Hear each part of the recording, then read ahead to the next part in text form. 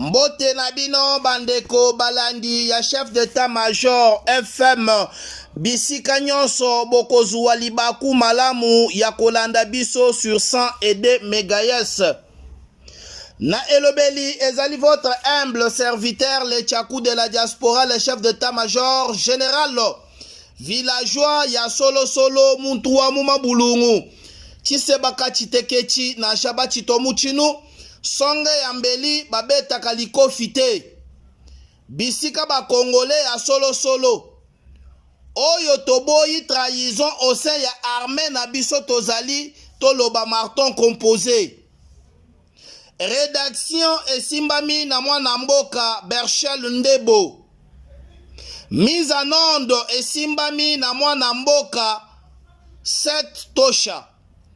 Musique bozalaki Kolandawana ezalaki King of Mous Rigotier, chef de terre. Encore une fois de plus, weekend malamu na mabota nabino nyonso. Totombeli boyei malamu na mama nabiso, mama Marthe Kasalu. Mama Marthe Kasalu, mama ya mokonzi ya mboka. Mama Marthe Kasalu, oyo wapi azalaki mwasi ya héros national Etienne Tshisekedi wa Mulumba de res mémoire. Awa namboka ya Nelson Mandela, awa namboka ya Cyril Ramaphosa. Topesi mbote na premier citoyen congolaise, awa na diaspora na kombo ya pleni potentiel fidèle Moulaja Binene Mobali ya mama Mario. Topesi mbote na secrétaire général ya IDPS na kombo ya Deo Bizibu Balola. Félicitations na ndenge sangisi ba Tshisekediste poto solola. Comment est-ce que sengeli ko changer constitution na biso? UDPS ezali na batu ya mayele pe bwanya etalisami na polele na motema mabe ya lunyeka mobomi pe mobebisi 207 tout noir sans cynique oyo wapi bazobenga Kabuya député ya faux qualité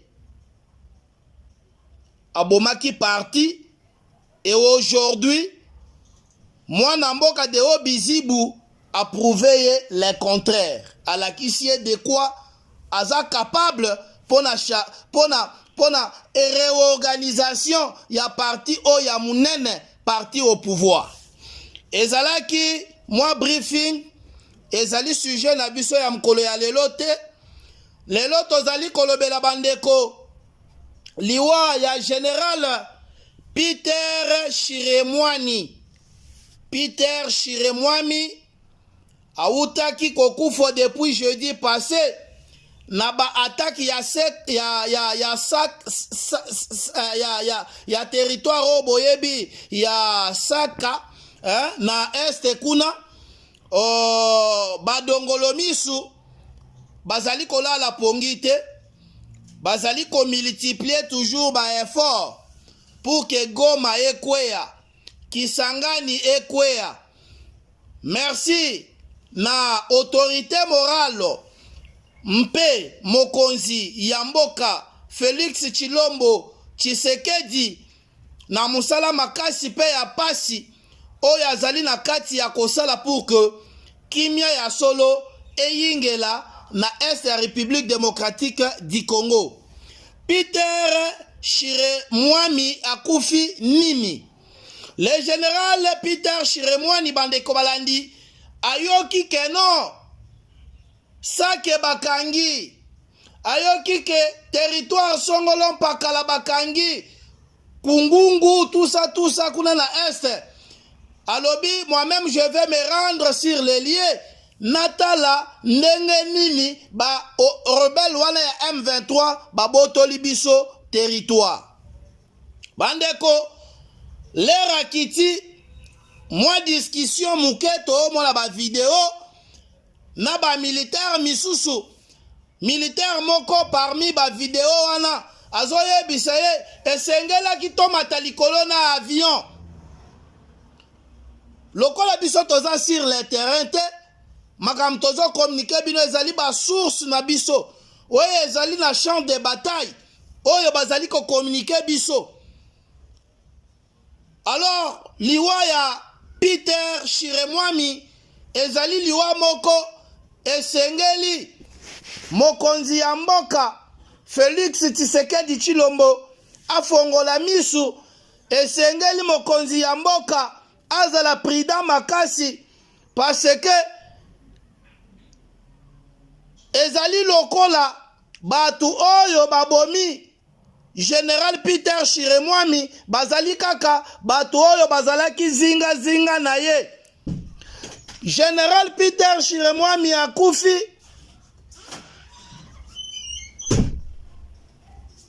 ba autorité congolais ba communiquer information te tope média militaire et communiquer news te ya liwa ya Général Peter Shiremwami mais M23 na communication na bango ba informé Rwanda est informé Afrique du Sud azalaka na ba militaire na ye na Congo ba informé eloko moko te bozomona te que nyama oyo aliaka lidesu yende azalaka na kati ya lidesu bandeko tomonaki dernièrement awa ba rebelle bakoti ti na palais de la nation bakeye koluka mokonzi ya mboka heureusement que bakutanaki na nkolo nzambe bakeyi bakuti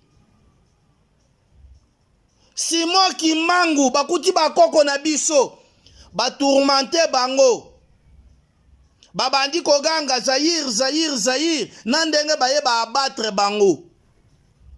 C'est pour vous dire que esengeli mokonzi ya mboka azala souple liwa oyo ya Général Peter Shiremwami ete ya bino ete ya biso tozala angele ba misusu balobi Général Peter Shiremwami azalaki en complicité na ba M23 ba territoire misusu oyo ezalaki kokweya ezalaki yende azalaki kopesa ba ordre mal donné kotoyo ba misusu baye na version misusu oh non Fachi a utilisé ba militaire ya Kasai po baboma Peter Shiremwami botika intox Fachi a kozwa ba militaire ya Kasai baboma Général Peter Shiremwami po na motif nini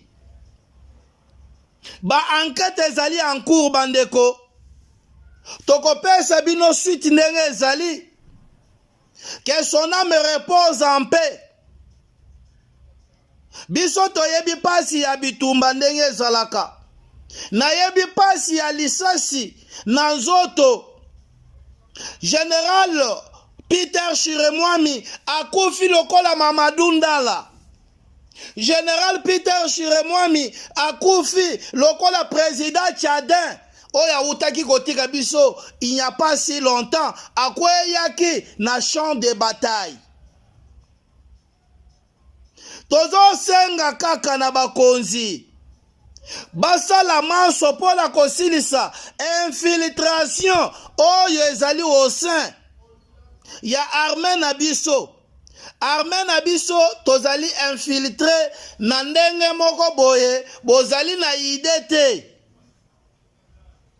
jusqu'à quand tokolongola batuti Rwandais oyo bazali au sein ya armée na biso tozali kokende na lombangu pona kozwela bino auditeur fidèle na biso depuis Bruxelles yepe azopesa vie daye par rapport ya infiltration oyo tozali na yango na armée na biso. À tout à l'heure. vous enlevez les 545 officiers tout rwandais des FARDC, il n'y a plus de crise. Voilà la solution. Par l'élection, par les concertations, le dialogue. On en a eu combien de dialogues? J'en ai compté 54 qui n'ont abouti à rien. Donc, la MONUSCO et l'ONU et la communauté internationale admettraient pendant une seconde que la crise congolaise est de type ethnique, qu'il n'y a pas de Tutsi rwandais. Pour ceux qui connaissent un peu l'histoire, c'est une insulte. Il n'y a pas de Tutsi congolais, bon Dieu. Le Rwanda a été créé au XVIIe siècle avant la création de l'État indépendant du Congo. Et le Rwanda fut une colonie allemande. Les Allemands n'auraient jamais laissé le roi Léopold II s'emparer des populations Tutsi rwandais, n'est-ce pas? Donc, les Tutsis sont au Rwanda, qu'ils rentrent au Rwanda. Qu'il y ait des Tutsis de nationalité congolaise, oui, mais des Tutsis rwandais, des Tutsis congolais, il n'y en a pas parce que les Tutsis n'ont pas de terre au Congo. Il n'y a pas de terre appartenant aux Tutsis sur le territoire congolais. De même qu'il y a des Congolais qui habitent en Belgique, il y a des Balouba, des Bayansi, des Batéta qui vivent en Belgique, mais il n'y a pas de Batéta belge, il n'y a pas de Balouba belge, parce que nous n'avons pas de terre ici, nous n'avons que la nationalité. Qu'il y ait des Tutsis qui ont acquis la nationalité congolaise, d'accord, mais ils n'ont pas de terre ancestrale. Nous avons la liste, qui se trouve ici d'ailleurs au musée de Tervuren, de toutes les ethnies bantoues qui ont cédé leur terre au roi Léopold II pour constituer l'État indépendant du Congo. Parce que l'État indépendant du Congo, l'EIC, contrairement aux autres pays africains, a été créé par fusion de terres, par addition de terres, appartenant à une quinzaine de royaumes et d'empires et à quelques centaines de communautés traditionnelles africaines bantoues. Alors que les autres États africains, les autres colonies africaines ont été créés par division. Nous, c'est par fusion, par addition des terres. Et quand vous regardez les gens dont on a additionné les terres, il n'y a pas de terre de parmi Tutsi rwandais. Il n'y en a pas. Et donc, ceux qui prétendent, les gens qui écrivent ici dans les médias, une consoeur journaliste du soir qui parlait de Banyamulenge et des Tutsis congolais. Mais c'est du n'importe quoi. Madame Crossban. Je ne cite pas de nom, c'est même pas elle là d'ailleurs. Il y en a même une qui est beaucoup plus âgée qu'elle, qui raconte n'importe quoi sur bien sûr. Donc, il n'y a pas de Tutsis congolais. De même qu'il n'y a pas de Batétela belge. Donc, la guerre du Congo vient du fait que les Tutsis veulent créer au Congo, au départ du territoire congolais, un Tutsi-land, un foyer national Tutsi, où ils vivraient en population majoritaire, où ils seraient plus exposés à un risque de génocide. Et ce territoire, ils veulent le prendre au Kivu. C'est pour ça que le Kivu n'a pas été impliqué dans la réforme administrative. Toutes les autres provinces ont été découpées, sauf le Kivu. Et puis on nomme qui? On nomme Azarès Roubert, un Tutsi rwandais, comme ministre de la décentralisation. Tiens. Mais ça se voit comme le nez au milieu de la figure. Il y a un plan rampant de balkanisation du Congo et de la création du Tutsi-land. Et ce qui s'est passé au Kivu, où on a massacré les chefs coutumiers, c'est ce à quoi on assiste aujourd'hui avec les Kamwena Sampo, c'est le même scénario. Donc la crise congolaise est de type ethnique. Et le reconnaître, ce n'est pas faire preuve de tribalisme, c'est en finir.